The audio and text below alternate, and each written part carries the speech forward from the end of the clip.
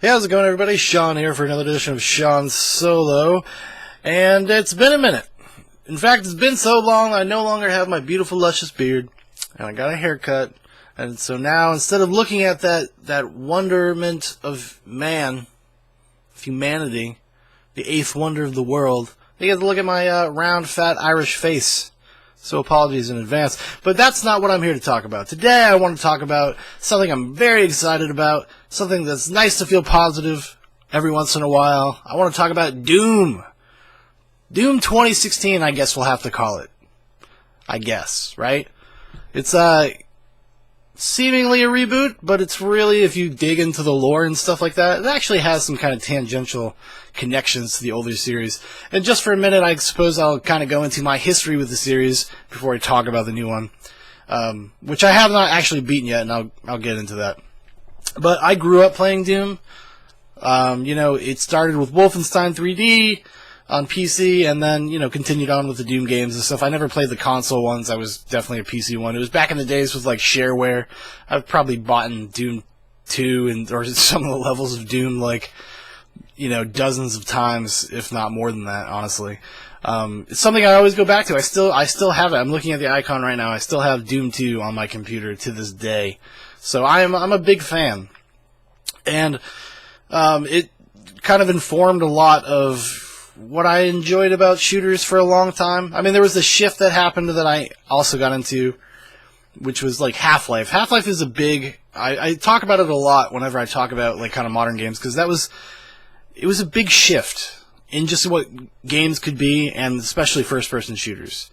But it takes a lot of lessons, actually, from games like Wolfenstein 3D, Doom, Quake, etc., in terms of environmental storytelling and silent protagonists kind of deal. And so it wasn't a huge leap forward, but what it was a leap forward in pacing and kind of immersion that's different. Doom feels very video gaming. And to be fair, relative to the time it came out, that's what games were more or less like that. Mainstream stuff. I mean, there's always been RPGs and stuff like that. Those have always existed. No pun intended. Publisher id. Accidental bad joke. So now kind of getting into the new one, I guess I'll start there. Because, like I said, big influence on me. But I was not super excited about this. I didn't really have a reason to. Last year they showed some footage at E3, and while it looked really beautiful in terms of just fidelity and just the graphics and whatnot, it looked really impressive in that respect. But the gameplay, watching gameplay of this game, just doesn't really do it very much justice. And then it didn't really help that the beta was very underwhelming. They put out a multiplayer beta a couple months ago, about a month and a half ago or so, and I played it, and I totally open mind. I didn't really have much of an opinion about it. I knew that this had a kind of a storied production history. It was originally announced, I think, in 2009, and was taken back. They made almost 2 full complete games before settling on, this is what we're gonna do. This is Doom. And a lot of that has to do with just because the legacy of Doom itself. Because this is the first Doom to come out in 13 years. 2003 was Doom 3, which is a game I like, but that was a game that was definitely more reactionary to the first-person shooters of the time. Just to bring up Half-Life again, it's more of a survival version horror of Half-Life in terms of pacing and the kind of things you do and reading logs and yada yada yada. It took parts of even System Shock. And it was kind of do something different. It was trying to evolve as a series along with the rest of gaming at the time. And while I do enjoy Doom 3, I don't think it's a bad game. I like Doom 3, but it's not Doom in quotes. It's not really a successful successor to the games that have come before it. It's a completely different thing.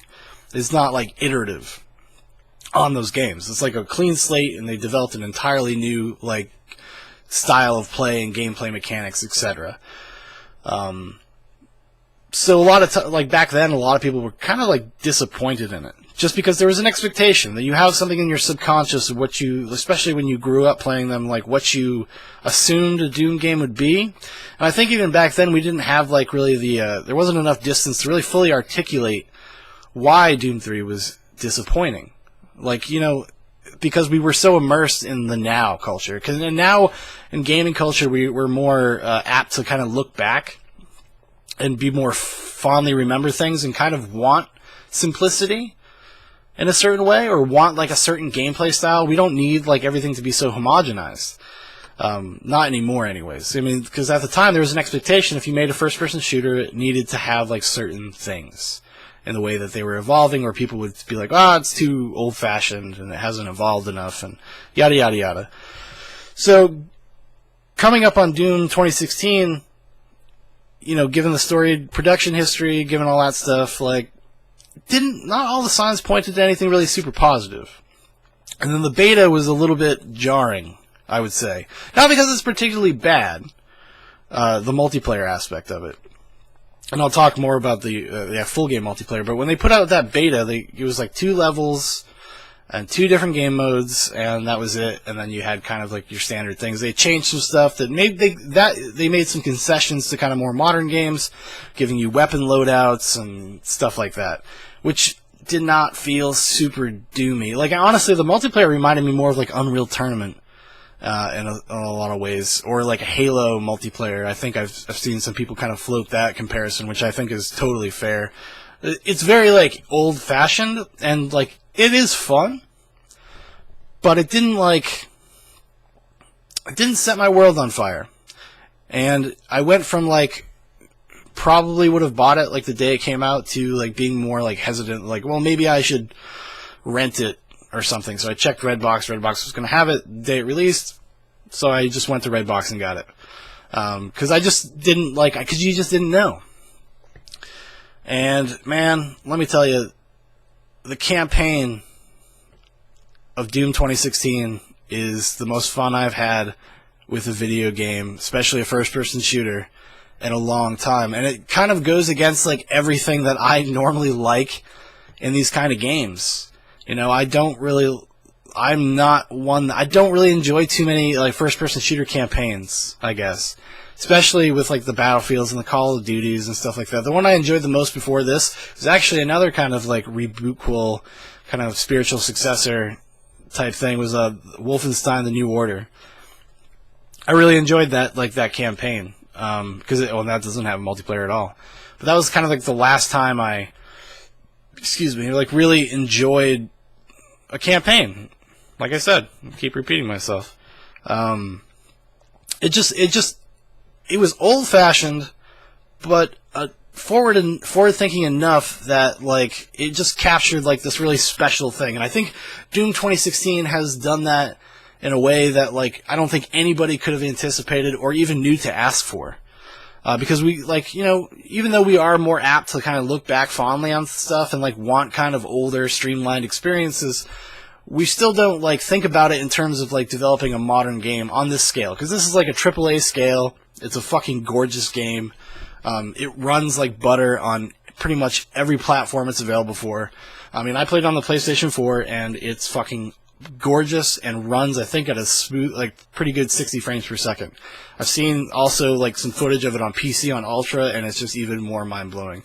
But they were able to just like get this right for everybody. So like the experience of actually playing the game, while I would probably prefer it on PC just because of nostalgia or whatever. But playing the campaign on a console is really good. Really stands up to all the other versions of the game.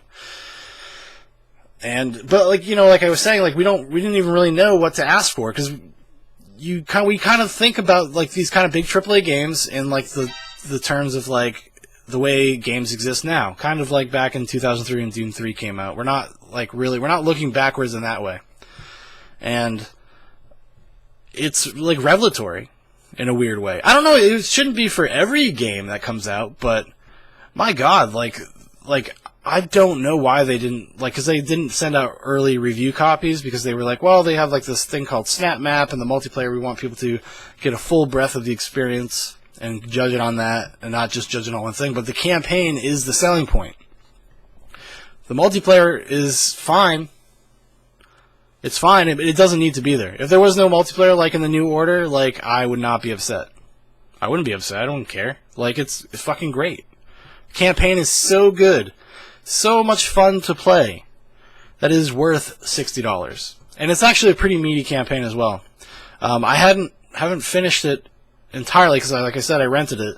And I was kind of blowing through the game, and I was like, man, I really want to just savor this. Like, I don't want to blow through it. So I intend to buy it, like, pick it up this summer at some point. After I'm done playing The Witcher, the last Witcher expansion, I'll probably pick it up. But yeah, like, so I didn't finish it, but I was already like 11 hours in. And playing at a pretty fast clip too. I played it on normal because I rented it. I wanted to get as far as I could, but like in the midst of doing that, I was like, I don't want to ruin this. Like, I want to savor it. Like, it's so good. And let's get into a little bit why it's so good. It plays, in terms of just movement, like you remember Doom playing.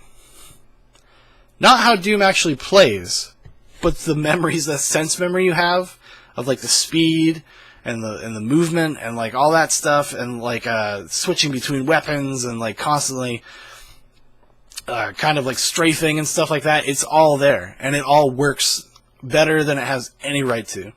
Especially in a modern context. Like, nobody's taken that, like, stepped back that far. I don't think ever. In terms of, like, modern games. Nobody's stepped that far back. I mean, you don't even reload in this game.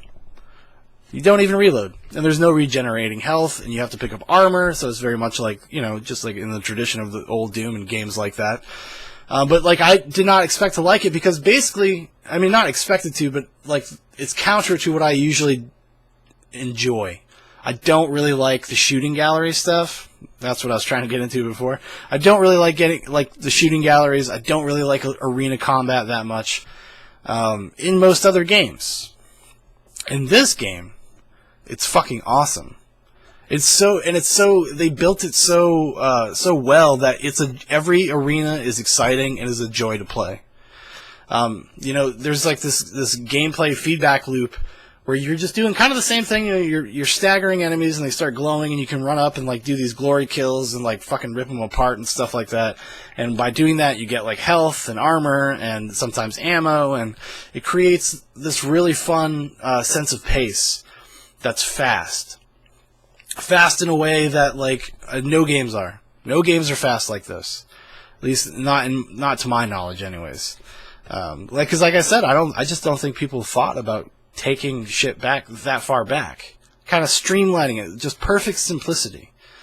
Because that's basically what you do. You go through the things, you do these kind of like fetch questy things, which is they're tongue in cheek. The game is incredibly self-aware, and you go into arenas and you fucking kill a bunch of demons, and you have to strategize and stuff like.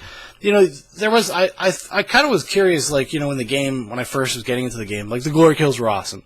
But I was like, are these going to be awesome for the entire playthrough? Like, for the entire time I'm playing this game, is this going to get boring? It doesn't. It never did for me. I never got bored. It was always exciting. It was because it's part of the strategy. It's not just there as like an arbitrary thing, like a cool, like visceral thing that you can do. It serves a function. Like I said, they drop ammo, they drop armor, they drop health. So it becomes part of like the gameplay loop and how you move through the levels, how you like can beat an arena. Like you have to rely on that kind of stuff. Like the glory kills and whatnot, and I think they're varied enough where it's also not boring in that sense, and they're pretty quick too. I mean, they're like maybe 2.5, 3 seconds at the most. It never feels like it breaks up the pace of the experience at all. And it's exciting because like the way the game works is that you have this kind of slew of weapons. Like by the time you're about like the third way through the game, like you pretty much have all the weapons you're going to get, and there's limited ammo, so you're encouraged to constantly be switching up your guns and your tactics, and like there's nothing more exciting than being like almost totally out of bullets or almost dead, and like staggering an enemy and then running up and ripping its head off, and then and then we're back in the game. We're fucking back.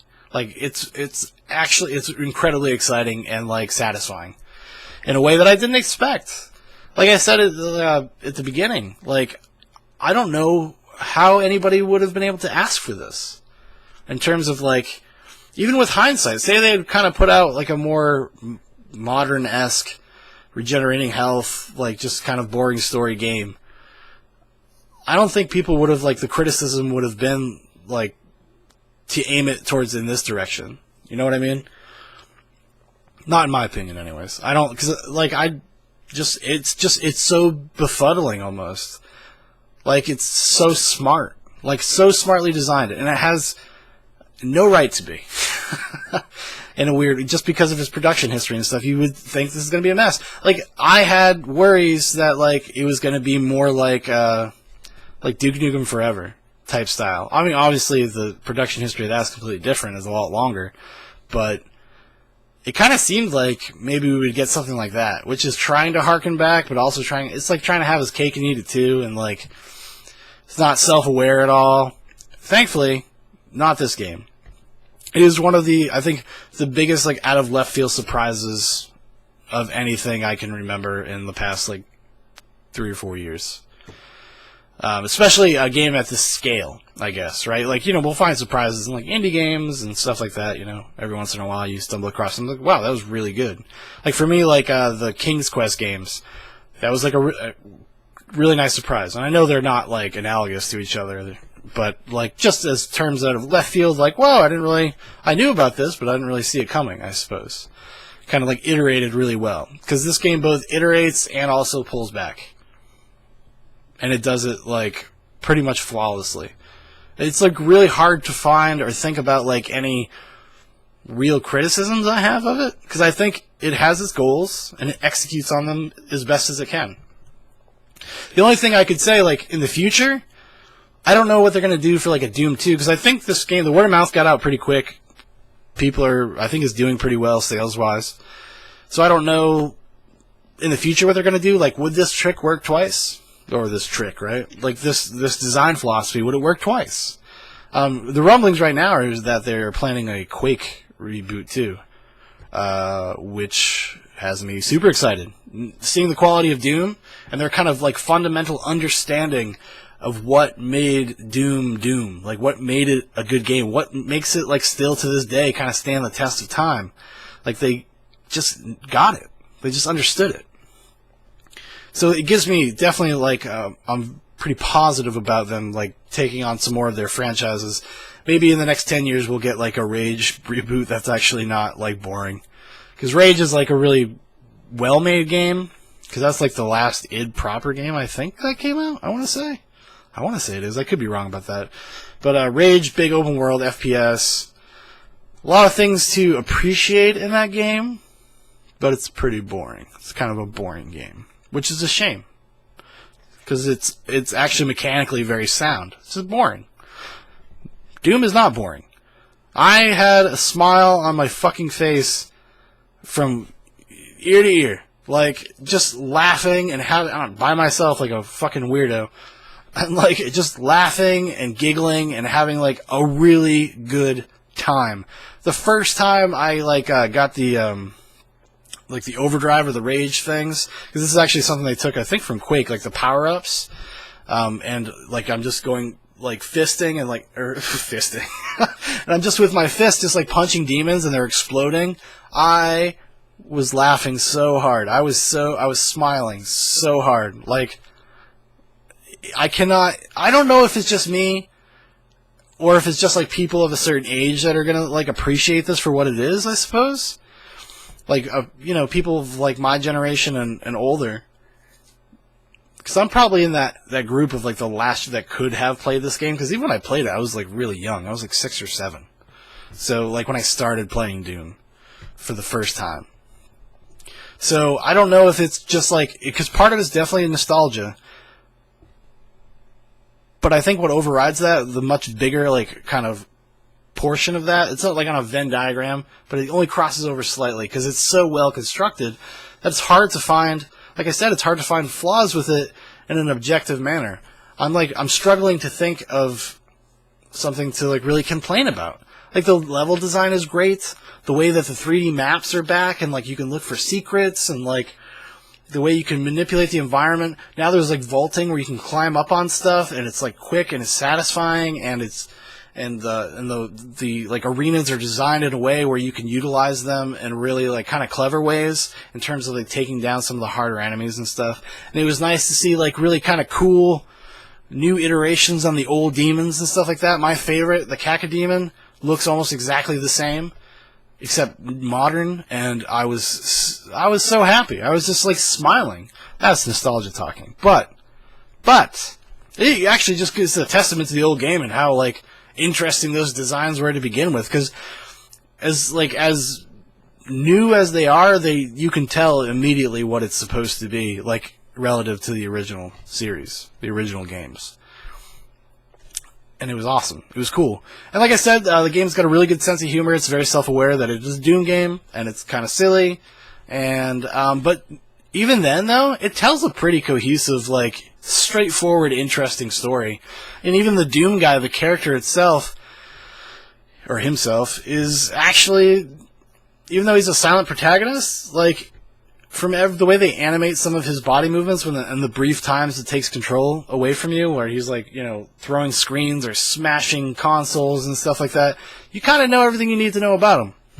And like I said, it is kind of got tangential connection to the old Doom games. It's kind of suggesting that you're the same guy and that you're like the scourge of hell and they're all terrified of you, and they actually even locked you away. And when this UCA or UCP, I can't remember the name of the company, that like you're on Mars and there's some evil corporation that's like sucking energy from hell, I guess, to make it a commodity, I guess, you know, to replace our, like, you know, new clean energy, hell energy. And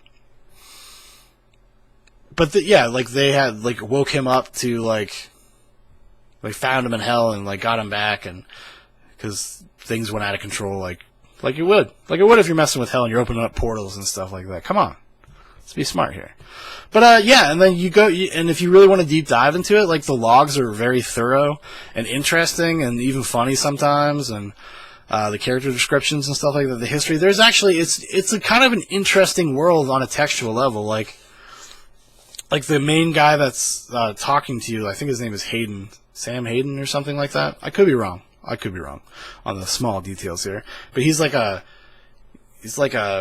like an android type guy that he was really alive, and then he shifted his consciousness into an AI. And it's like all really interesting stuff.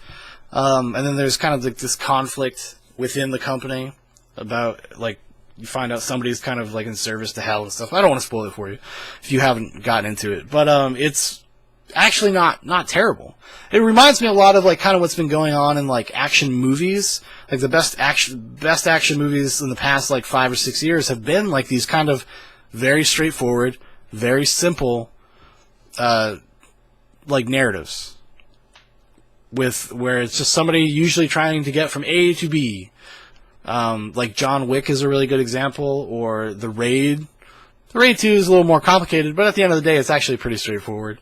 And Dread is like it's got kind of that structure. It's just super simple, and we know everything we need about the characters by like how they interact with or how they react to the things that are going on around them, rather than like exposition or really knowing anything about their past in a thorough way. I think Doom is kind of very similar to that, in my opinion.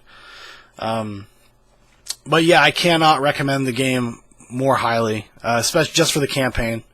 I played, I had a good night.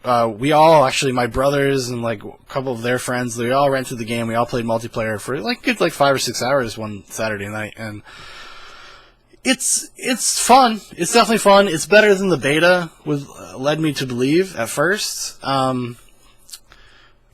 There is some fun in that, just the simplicity of it, and just shooting rockets and shit like that. Like, it's fun.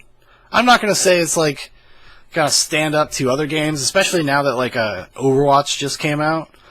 If you're looking for like a multiplayer experience, sure. But if you and a few of your friends just so happen to have bought the game, whether it was for the campaign or not, it's not a complete waste of time. Like, it's a good game to like, have like drink a couple beers and like play with your buddies your friends or whatever, and like just have some kind of mindless fun.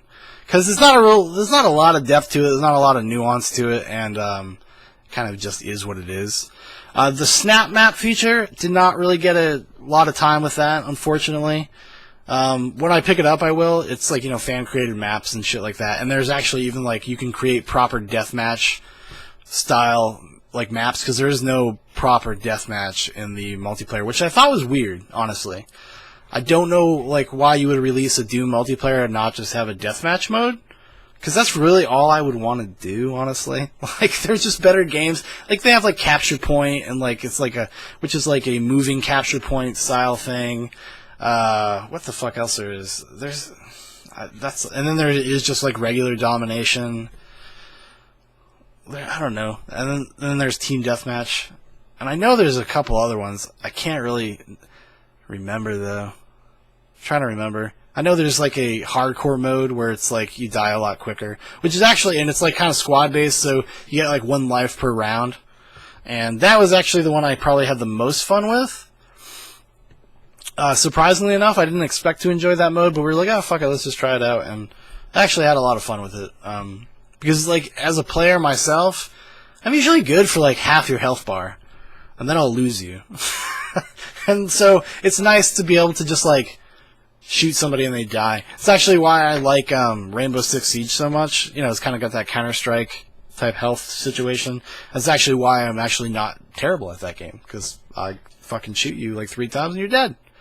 So that's very helpful to me.